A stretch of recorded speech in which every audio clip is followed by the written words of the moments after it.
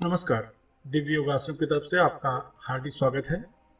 आज हम जानेंगे कि आत्म सम्मोहन क्या होता है। मुझसे अक्सर लोग पूछते रहते हैं कि आप लोगों को सम्मोहन करना यानी हिप्नोटाइज करना सिखाते हैं, तो क्या स्वयं को भी सम्मोहित किया जा सकता है, हिप्नोटाइज किया जा सकता है? मेरा जवाब यही होता है कि बिल्कुल आप स्वयं को भी सम्मोहन अवस्था में ले जा सकते हैं। जो काम हम दूसरे को सम्मोहन अवस्था में ले जाकर जिस समस्या का समाधान किया जा सकता है, वही काम को आप स्वयं को सम्मोहित करके स्वयं की समस्या को ठीक कर सकते हैं। सम्मोहन के नाम से लोग शंका की नज़र से देखने लगते हैं, लेकिन ये ऐसा नहीं है। यह कोई जादू टोना नहीं है, बल्कि विशुद्ध मनोविज्ञान है, जिसे हम आत्म सम्मोहन कहते हैं। यह सेल्फ हिप्नोसिस, स्व सम्मोहन, स्वयं निद्रा, ऑटो सजेशन के नाम से भी जाना जाता है। मनुष्य के अंतर्मन में जैसी भी भावना होगी, वैसा ही उसका स्वभाव होगा।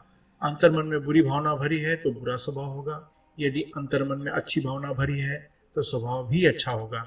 इसलिए बुरे विचारों को निकालना है तो व्यक्ति के अंतर्मन तक पहुंचना ही होगा।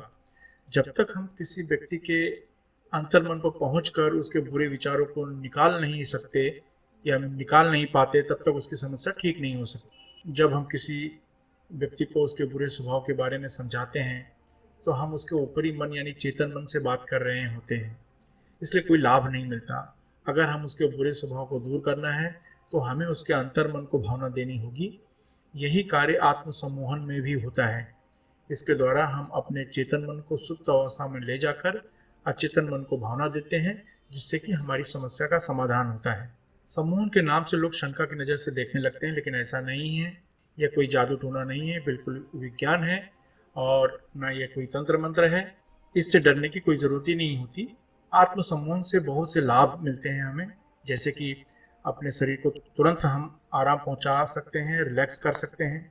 आप अपने मन में नकारात्मक विचार को निकालकर सकारात्मक विचार डाल सकते हैं।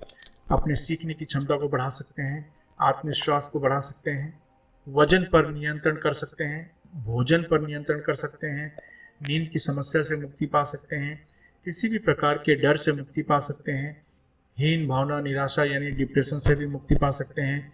बीमारियों से लड़ने की क्षमता बढ़ जाती है, पढ़ाई में मन लग जाता है, याद करने की क्षमता बढ़ जाती है।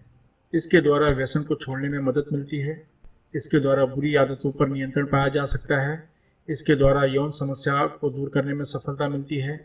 इसके द्वारा असुरक्षा की भावना को निकाला जा सकता है। अब जानते हैं आत्म सम्मोहन किस तरीके से करें।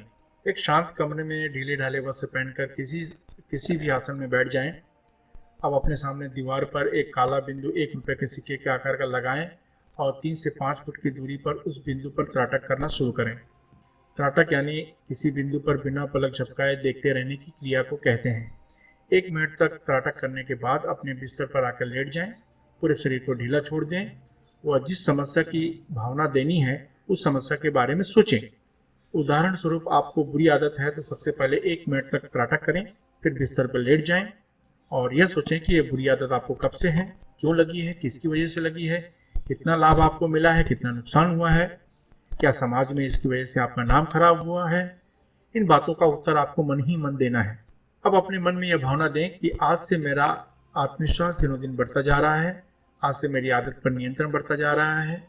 यह भावना आपको सिर्फ 1 मिनट तक ही देना है।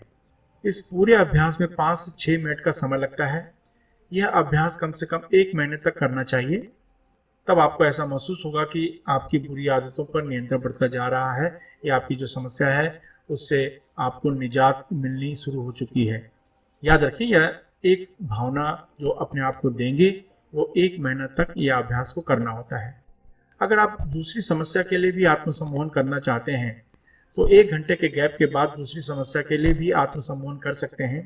तरीका यही रहेगा कि 1 मिनट तक त्राटक करें, उसके बाद बिस्तर पर लेट जाएं। जिस समस्या का समाधान करना चाहते हैं उस समस्या के बारे में प्रश्न करें, वह स्वयं उत्तर दें। बाद में इस समस्या से मुझे दिनों दिन मुक्ति मिलती जा रही है, इस तरह की भावना 1 मिनट तक दें। इस तरह से किसी भी तरह की समस्या के लिए इस विधि का उपयोग किया जा सकता है। लेकिन याद रखें, किसी भी समस्या को नियमित रूप से कम 1 महीने तक भावना अपने आप को जरूर दें।